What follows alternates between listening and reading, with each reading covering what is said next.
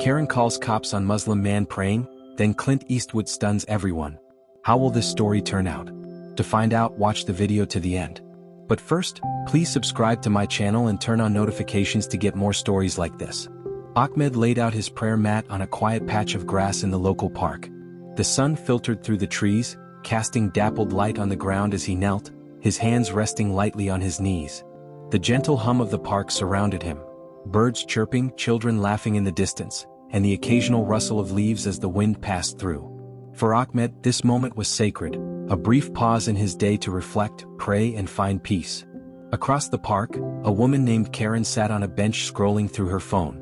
She noticed Ahmed as he knelt on the mat, his head bowed in prayer. Her eyes narrowed. To Karen, this was no ordinary act of faith. In her mind, Ahmed's actions were suspicious. Why would someone pray in public? What was he doing here? Her thoughts spiraled as she watched him, her discomfort growing with every passing moment. Karen stood abruptly, clutching her phone tightly. She walked a few steps closer to get a better look, her suspicion now turning into baseless fear. The sight of Ahmed's traditional attire and his focused demeanor fed her imagination. She fumbled with her phone and dialed 911, her voice tense as she spoke. "Yes, I'm at the park and there's a man acting strange," she said, glancing nervously in Ahmed's direction. "I think he might be up to something dangerous. You need to send someone right away." On the other side of the park, Clint Eastwood sat on a wooden bench, his cowboy hat tilted low over his eyes as he enjoyed the peaceful afternoon. He'd stopped by this small town on his way to visit an old friend, hoping to take in a quiet moment of nature. But the tension in Karen's voice pulled his attention. He lifted his hat slightly, his sharp eyes scanning the scene. Clint watched as Karen continued her phone call, pacing nervously and glancing repeatedly at Ahmed. It didn't take him long to piece together what was happening. Ahmed was clearly praying. Clint recognized the posture from his travels abroad, but Karen's exaggerated gestures and alarmed expression suggested she saw something entirely different. Clint's jaw tightened. He'd seen this kind of behavior before, fear and prejudice masquerading as concern. It was a pattern as old as time, and it always seemed to rear its ugly head when people were faced with something, or someone, they didn't understand. Ahmed finished his prayer, rising to his feet and folding his mat with practiced ease. As he turned to place it in his bag, he noticed Karen watching him. Her stare was hard, unyielding, and it made him pause. Ahmed offered her a polite smile, hoping to ease whatever discomfort she seemed to feel. But Karen didn't smile back. Instead, she turned away abruptly, muttering something under her breath. Ahmed sighed quietly. It wasn't the first time he'd encountered this kind of reaction, and he doubted it would be the last. Still, he refused to let it ruin his peace. He slung his bag over his shoulder and began walking toward a shaded bench to sit for a moment before heading home. Karen, meanwhile, had finished her call and stood with her arms crossed, waiting for the police to arrive. She felt a mix of self-righteousness and unease, convinced she'd done the right thing but unsure of what would happen next. She didn't notice Clint as he rose from his bench and began walking toward her, his boots crunching softly on the gravel path. "Afternoon," Clint said, his voice calm but firm. Karen turned, startled to see the weathered man standing behind her. "Oh," she said, flustered. "Hello. Can I help you?" "Not sure," Clint replied, his eyes flicking toward Ahmed, who had settled on a nearby bench. "Just curious what's got you so worked up." Karen bristled. "That man over there," she said, nodding toward Ahmed. "He was acting suspicious. I don't know what he was doing, but it didn't seem right." Clint raised an eyebrow. "Didn't seem right, huh? Looked to me like he was praying." Karen scoffed, her tone defensive. "Praying? In the middle of a public park?" "I don't think so." Clint's gaze hardened. "And why not? You ever stop to think maybe it's not your place to judge what he's doing?" Karen opened her mouth to respond, but before she could speak, the sound of sirens interrupted her. Two police officers pulled up in a patrol car, their expressions serious as they stepped out. Karen waved them over, her relief evident. "There he is," she said, pointing toward Ahmed. "That's the man I called about." The officers exchanged a glance before approaching Ahmed, who looked up in surprise as they neared. Clint followed closely behind, his steps deliberate and his expression unreadable. "Sir," one of the officers began, his tone professional but cautious. "We received a call about some suspicious activity in the park. Can you tell us what you were doing?" Ahmed stood slowly, his hands relaxed at his sides. "I was praying," he said simply. "Is that a crime?" The officer hesitated, glancing at his partner. No sir, it's not. But we're required to follow up on any calls we receive. Clint stepped forward before Ahmed could respond, his voice cutting through the tension. You mind telling me what's so suspicious about a man saying his prayers? The officers turned to Clint, recognizing him immediately. Their posture shifted slightly, the weight of his presence impossible to ignore. Mr. Eastwood, one of them said, nodding respectfully. We're just doing our job. Well, your job shouldn't include harassing innocent people because someone got spooked over nothing, Clint said, his tone sharp. He turned to Karen, his eyes narrowing. And you ought to be ashamed of yourself, wasting their time and putting this man through hell just because you can't handle seeing something you don't understand. Karen's face flushed red, her initial indignation replaced by discomfort. I didn't mean any harm, she stammered. I thought. You thought wrong, Clint interrupted, his voice like steel. And now it's time you own up to it? Karen's cheeks flushed deeper as Clint's words hung heavy in the air. The onlookers in the park, previously unaware of the commotion, had begun to gather nearby, their curiosity piqued by the arrival of the police and Clint Eastwood's unmistakable presence. Ahmed stood quietly, his calm demeanor in stark contrast to Karen's rising agitation. I wasn't trying to cause trouble, Karen said, her voice faltering as she looked around and realized the weight of the situation. I thought he might be dangerous. Clint's piercing gaze didn't waver. Dangerous? He repeated, his tone dripping with disbelief. What about a man praying makes him dangerous? Was it the way he was kneeling? The way he bowed his head? Or maybe it was just the fact that he looked different from you? Karen opened her mouth to respond but found herself at a loss for words. Clint's bluntness had struck a nerve, and she was starting to feel the full weight of her actions. The senior officer, sensing the tension, stepped forward to address Ahmed. Sir, he said, his tone more measured now, I apologize for any inconvenience. It seems there was a misunderstanding. Ahmed regarded the officer for a moment, his expression unreadable. A misunderstanding, he repeated softly. That's what they always call it? Karen flinched at his words, a pang of guilt rippling through her. She looked at Ahmed, truly seeing him for the first time. He wasn't angry or aggressive. He looked tired of having to defend his existence, tired of being misunderstood. I wasn't doing anything wrong, Ahmed continued, his voice steady but laced with quiet frustration. I was simply praying as I've done in this park every day for the past 3 years. It's my way of finding peace. I didn't think that was something I needed to explain. Clint stepped closer to Ahmed, his presence a shield against the lingering tension. You don't, Clint said firmly. You don't owe anyone an explanation for living your life. Karen shifted uncomfortably, her earlier confidence crumbling under the weight of the moment. I'm sorry, she said, her voice barely above a whisper. I didn't know. Ahmed turned to her, his gaze calm but piercing. What didn't you know? That I'm human? That I have the same right to be here as you do? Karen's eyes welled with tears as his words hit her. She had acted out of fear, but now, standing face to face with Ahmed, she felt the sting of her own ignorance. I didn't mean to hurt you, she said. I was scared. Scared of what? Clint interjected, his tone unyielding. Scared of someone who didn't look like you? Didn't pray like you? That's not fear, lady, that's prejudice. The crowd murmured in agreement, their expressions a mix of curiosity and disapproval. The truth of Clint's words was undeniable, and the weight of accountability hung heavy in the air. Ahmed took a deep breath, his shoulders relaxing slightly. Fear is powerful, he said, his voice soft but steady. But it's also dangerous. It makes us see threats where there are none. And it keeps us from seeing the humanity in each other. Karen's tears spilled over as she nodded, the full weight of her actions sinking in. You're right, she admitted. I let my fear cloud my judgment. I'm so sorry. Ahmed studied her for a moment before giving a small nod. Apology accepted, he said.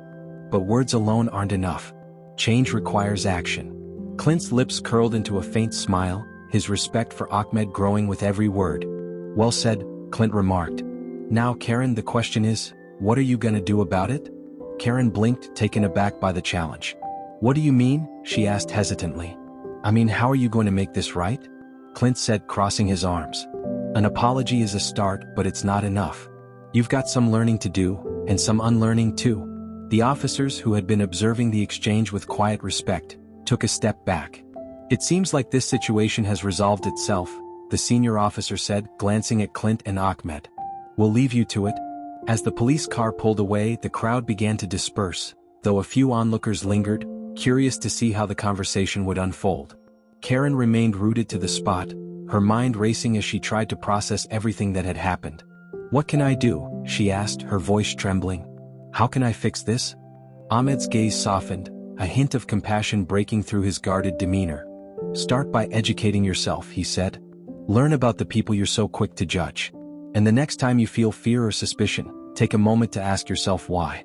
Most of the time, the problem isn't the other person. It's the stories you've been telling yourself." Karen nodded, her expression earnest. "I will," she said. "I promise." Clint, satisfied that the message had been delivered, turned to Ahmed.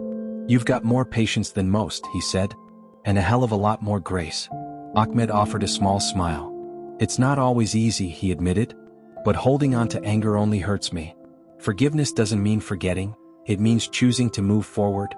Clint nodded, his respect for Ahmed evident. "You've got a good head on your shoulders, kid." Ahmed chuckled softly. "I'm not a kid, Mr. Eastwood." Clint smirked. "Fair enough. But you've got a wisdom about you that's rare. Don't lose that."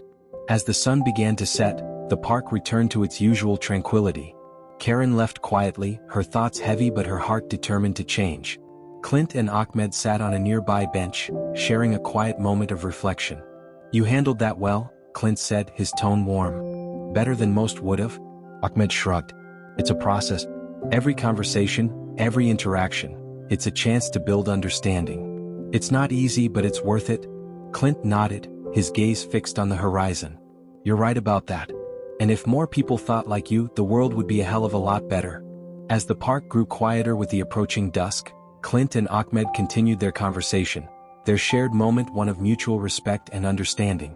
The once tense atmosphere had eased, but there was still an air of reflection hanging between them. "Have you always been this patient?" Clint asked, his tone curious but respectful. Ahmed chuckled softly. "Not always. It's something I've had to learn. When you face misunderstandings or hostility often enough, you have two choices. Let it consume you or find a way to rise above it." Clint nodded, his gaze steady. "You've got a strength about you. Not the kind that comes from throwing punches, but the kind that keeps you standing when the world tries to knock you down." Ahmed offered a small smile. "I'd like to think my faith helps with that. It reminds me to see the humanity in others, even when they don't see it in me." Clint leaned back on the bench, his hands resting on his knees. "That's not easy. Takes a big person to show compassion when you've been wronged." Ahmed shrugged. "Compassion doesn't mean condoning their actions. It means choosing not to let their ignorance define me. Besides," he added with a wry smile, "people like Karen aren't the enemy. It's the fear and prejudice they carry that's the real problem." Clint chuckled, impressed by Ahmed's perspective. "You've got a way with words, Ahmed. Ever think about using that to reach more people?" Ahmed's brow furrowed slightly. "What do you mean?" "I mean people need to hear what you have to say," Clint said. "Not just in moments like this but on a larger scale. You've got a story worth telling, and a message this world could use more of." Ahmed hesitated, his mind turning over Clint's words. He had always been content to live quietly, focusing on his family, his work, and his faith. But as he looked around the park and thought about the events of the day, he couldn't help but wonder if Clint was right. Maybe his story could make a difference. Meanwhile, Karen had returned home, her thoughts a whirlwind of guilt, shame, and self-reflection. She sat at her kitchen table, staring at her untouched cup of tea. The events of the day replayed in her mind, each moment a painful reminder of her actions. She pulled out her phone and began searching for information about Islam. The more she read, the more she realized how little she actually knew about the religion, or about Ahmed's culture and practices. Her ignorance, she realized, had fueled her fear, and it was something she was determined to change. Karen also stumbled upon videos of people sharing their experiences with prejudice and discrimination. One particular story, a young Muslim woman speaking about the challenges of practicing her faith in a world full of misconceptions, struck a chord with her. For the first time, Karen began to understand the emotional toll her actions might have taken on Ahmed. "This isn't who I want to be," she murmured to herself, her resolve hardening. She made a list of local community events and educational workshops, vowing to take tangible steps toward understanding and growth. The next morning, Ahmed returned to the park for his usual prayer. As he laid out his mat, he noticed Karen standing nearby, her posture hesitant but her expression earnest. Clint wasn't far behind, his sharp eyes watching the interaction with quiet interest. "Ahmed," Karen began, her voice steady but soft. "I wanted to see you again. To apologize properly." Ahmed paused, studying her face. He could see the sincerity in her eyes, the way her guilt weighed heavily on her shoulders. "Go on," he said gently. Karen took a deep breath. "I was wrong. I acted out of fear and ignorance, and I let my assumptions cloud my judgment. I shouldn't have called the police, and I'm deeply sorry for the pain I caused you." Ahmed nodded slowly. "Thank you for saying that. It takes courage to admit when you've made a mistake." Karen's eyes welled with tears, but she blinked them away. "I've started educating myself. I know that's just the first step, but I want to do better. I want to be better." Ahmed smiled faintly. "That's all anyone can ask for, that you try." Clint approached, his hands in his pockets and a knowing smirk on his face. "Looks like progress to me," he said, his tone light but approving. "What do you think, Ahmed?" Ahmed glanced at Clint, then back at Karen. "I think it's a good start. But like I said yesterday, change isn't just about words, it's about action." Karen nodded vigorously. "I understand. I've already signed up for some workshops on cultural understanding. And if there's anything else I can do, I'm open to learning." Ahmed considered her words, then extended a hand. "Let's start here," he said. Karen hesitated for a moment, then reached out to shake his hand, her expression one of relief and gratitude.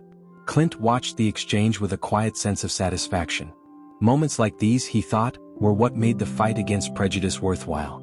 It wasn't about grand gestures or sweeping changes, it was about small, meaningful connections that had the power to ripple outward.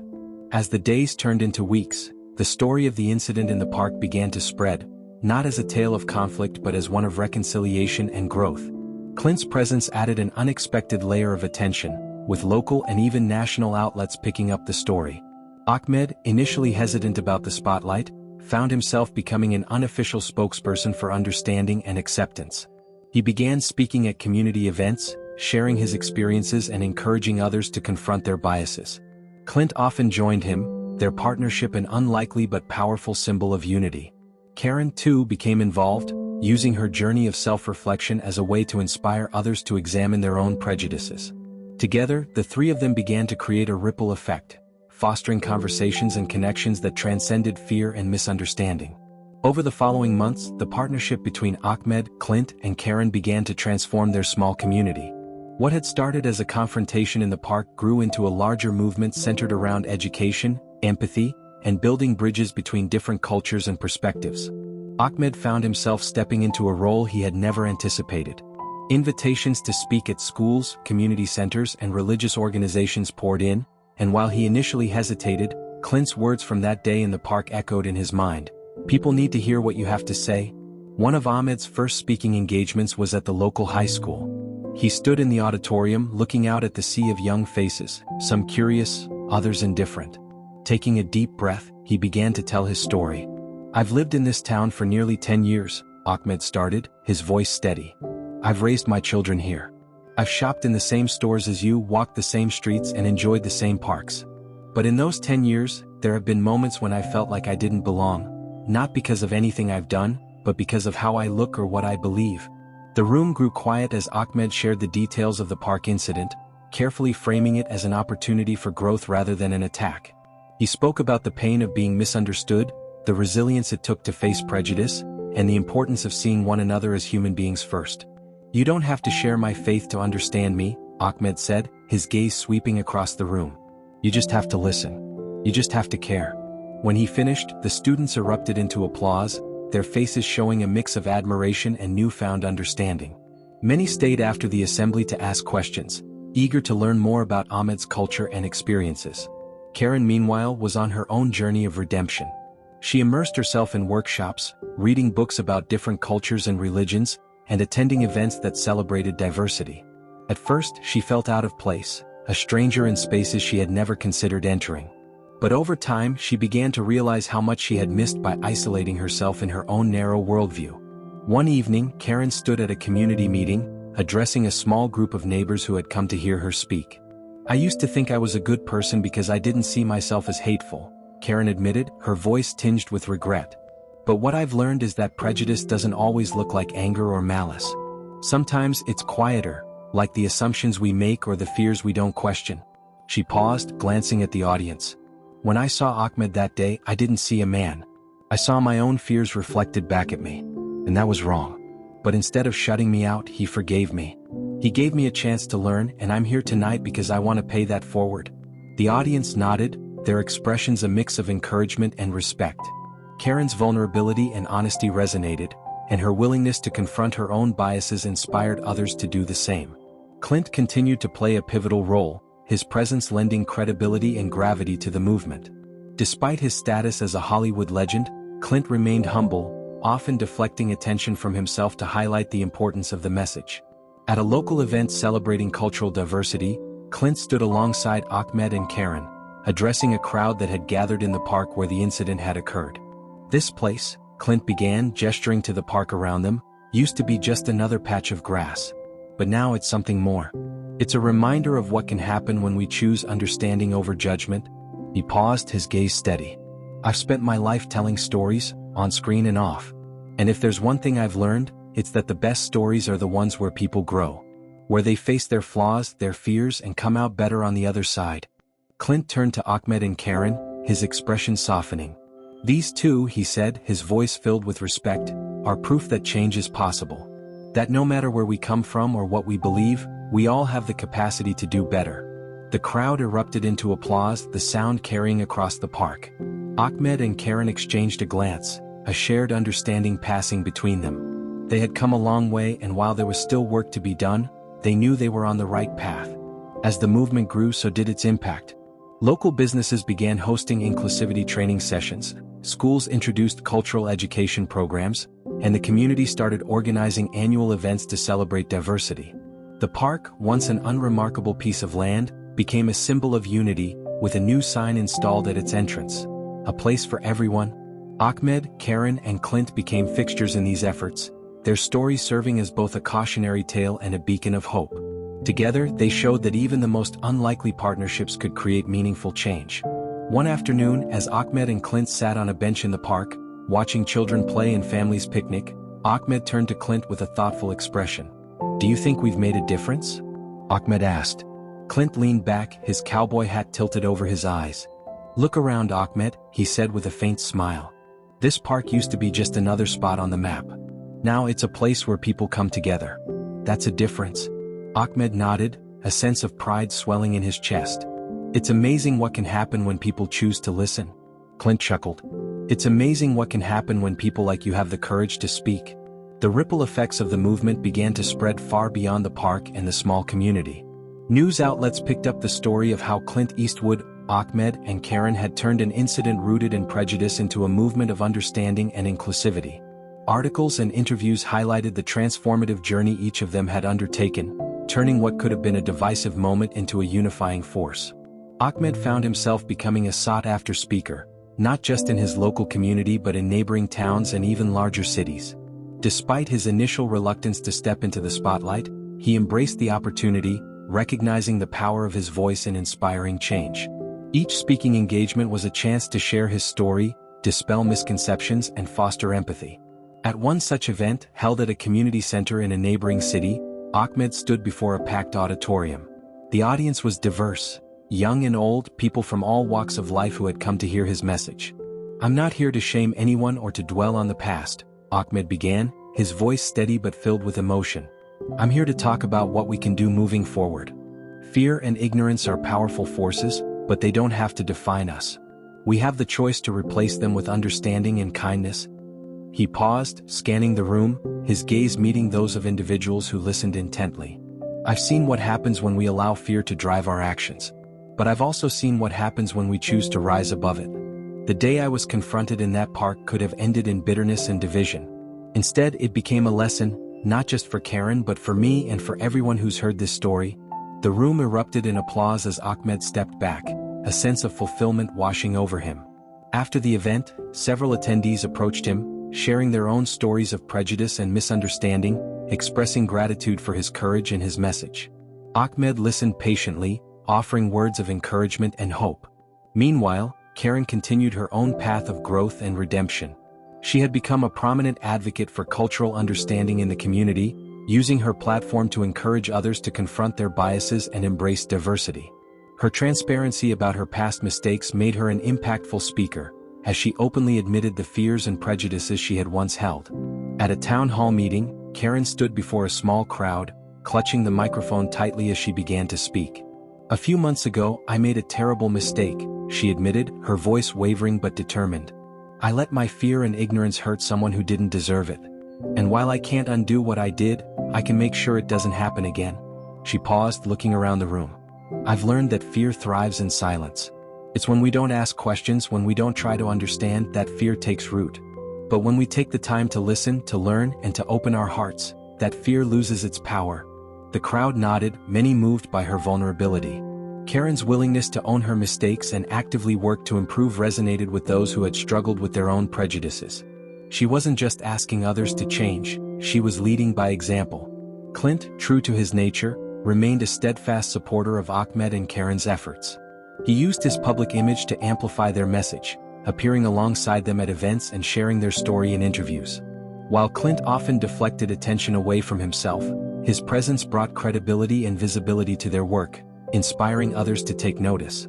During a televised interview, Clint was asked why he had chosen to get involved in the first place. "Because it was the right thing to do," Clint said simply, his gravelly voice carrying a quiet intensity. "I've seen enough of the world to know that fear and hate don't get us anywhere.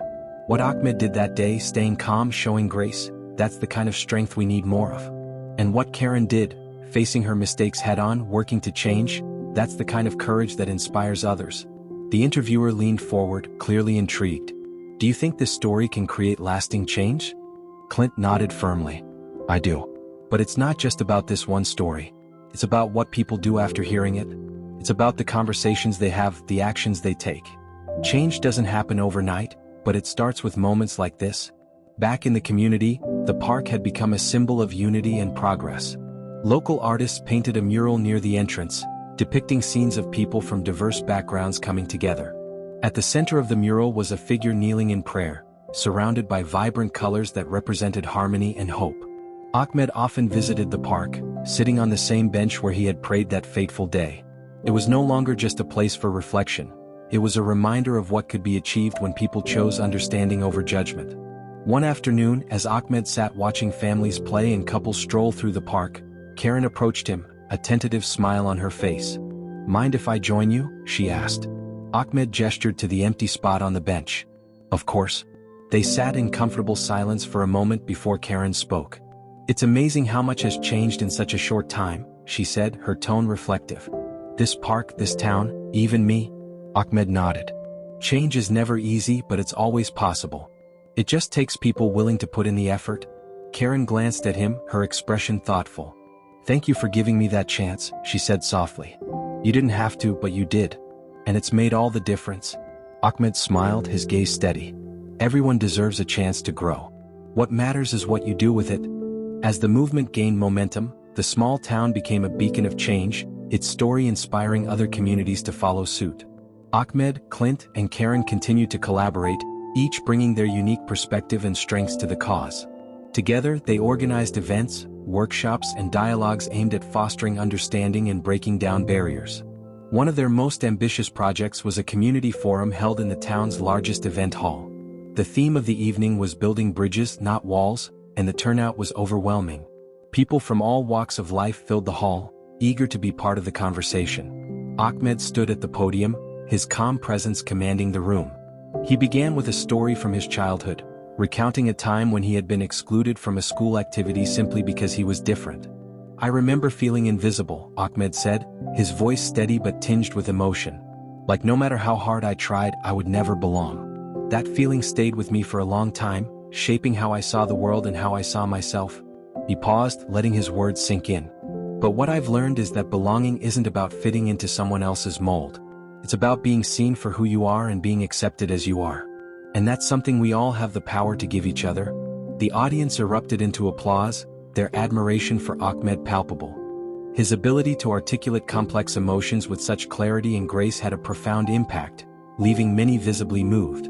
Karen followed Ahmed, stepping up to the podium with a mix of nerves and determination. Public speaking still didn't come naturally to her, but she was committed to using her voice to make a difference.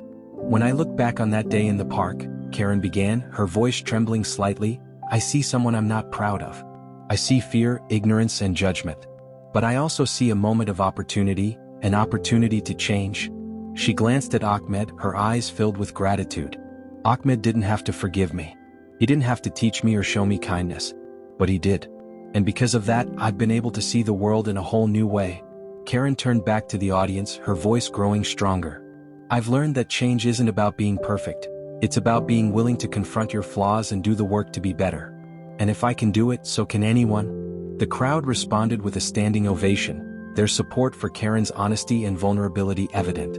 She had come a long way from the person she had been, and her journey of growth resonated deeply with those who heard her story. Clint was the last to speak, his presence as commanding as ever. He approached the podium with his signature calm confidence, tipping his cowboy hat to the audience before beginning.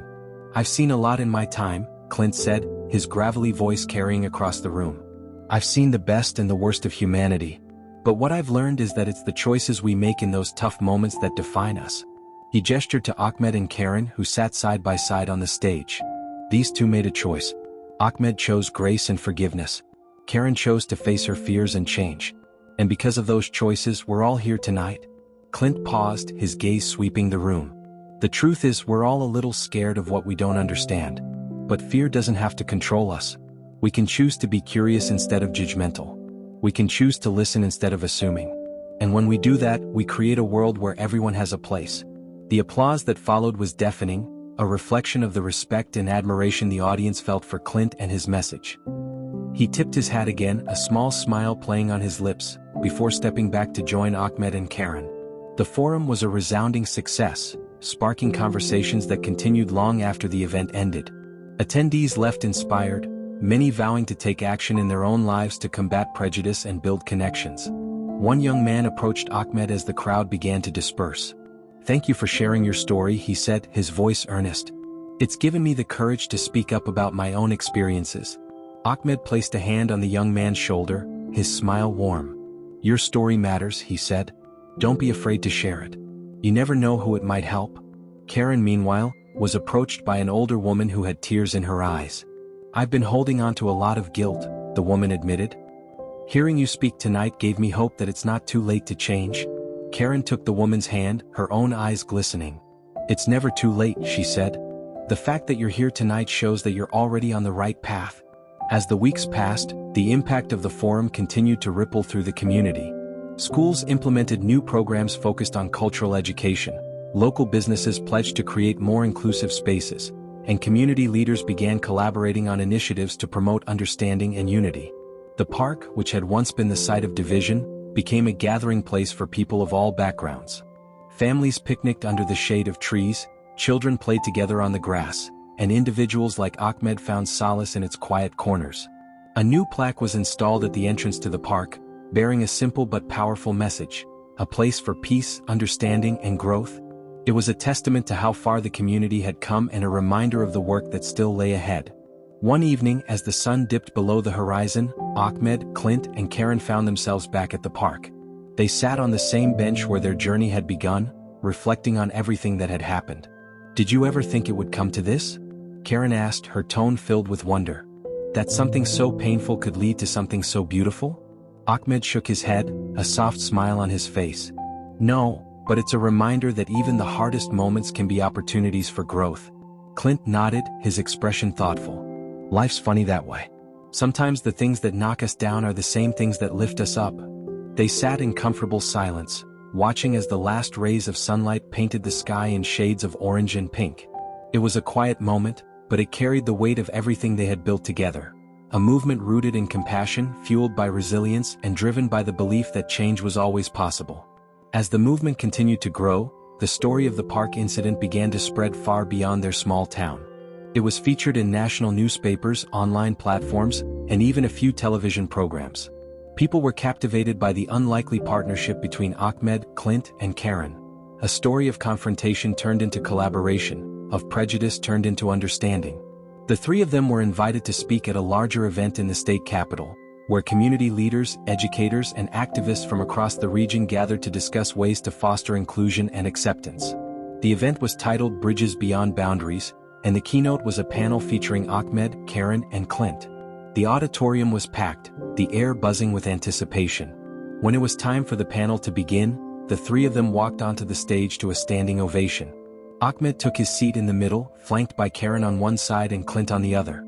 The moderator, a well-known journalist, introduced them with a warm smile. Tonight, we have the privilege of hearing from three individuals who turned an ordinary day in a park into a catalyst for extraordinary change, the moderator began. Let's start with you, Ahmed. Can you share how that moment impacted you and why you chose to respond the way you did? Ahmed leaned into the microphone, his demeanor calm but commanding. That day was one of the most challenging moments of my life, he admitted. But it was also a reminder of what my faith teaches me, to respond to ignorance with patience, to meet hostility with peace, and to see the humanity in everyone, even those who misunderstand me. He glanced at Karen, offering her a small smile. Karen's actions hurt me, but they also gave me an opportunity to have a conversation. One that I hope will prevent similar misunderstandings in the future. The audience erupted into applause, moved by Ahmed's humility and grace. Karen, visibly emotional, took a deep breath before speaking. I've thought about that day a lot, Karen began, her voice steady but tinged with vulnerability. When I called the police on Ahmed, I acted out of fear that I didn't even realize I was carrying. It wasn't about Ahmed. It was about me and my own ignorance. She paused, looking out at the audience. What I've learned since then is that ignorance isn't an excuse. It's a call to action. Ahmed gave me a chance to change, and that's something I'll never take for granted. Now, I see it as my responsibility to help others confront their own fears and biases. The applause that followed was thunderous, a reflection of the audience's admiration for Karen's honesty and growth. When it was Clint's turn to speak, he leaned back in his chair, his signature calm confidence filling the room. I've seen a lot of conflict in my time, he said, his gravelly voice carrying across the auditorium. But what I've also seen is that most of it comes from fear. Fear of the unknown, fear of what's different. And that fear, if left unchecked, turns into prejudice. He gestured to Ahmed and Karen. What these two have shown us is that fear doesn't have to win. We can choose to listen, to learn, and to grow. It's not easy. It takes courage, humility, and a willingness to admit when we're wrong. But it's worth it. Because when we bridge those divides, we make the world a better place. Not just for ourselves but for everyone. The standing ovation that followed lasted for several minutes, the audience moved by the sincerity and wisdom of the panelists. After the event, attendees lined up to speak with Ahmed, Karen, and Clint. A young woman approached Ahmed, her eyes bright with admiration. Your story gave me the courage to confront my own biases, she said. Thank you for sharing it.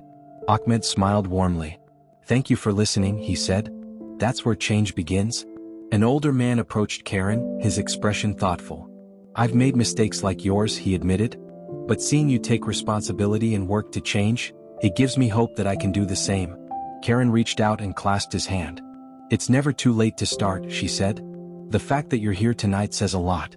Finally, a young boy approached Clint, clutching a small notebook. Mr. Eastwood, he said shyly, I want to be brave like you when I grow up. Clint chuckled, ruffling the boy's hair. You've already got the most important part, kid, he said. A good heart. Just keep that and you'll do fine. The impact of the event was felt long after the lights dimmed and the audience went home. Attendees shared their experiences on social media, spreading Ahmed, Karen, and Clint's message even further. Communities across the state began organizing their own forums and workshops, inspired by the trio's example. Back in their hometown, the park continued to serve as a symbol of unity. Local schools brought students there for field trips, using it as a place to teach lessons about tolerance and acceptance. A plaque was added beneath the mural bearing the words, "Where fear ends, understanding begins." One evening, as the sun dipped below the horizon, Ahmed, Karen, and Clint returned to the park for a quiet moment together. They sat on the same bench, watching as families played and the mural glowed softly in the fading light. Do you think we've done enough? Karen asked, her voice filled with both hope and uncertainty. Ahmed smiled faintly. There's always more to do, he said.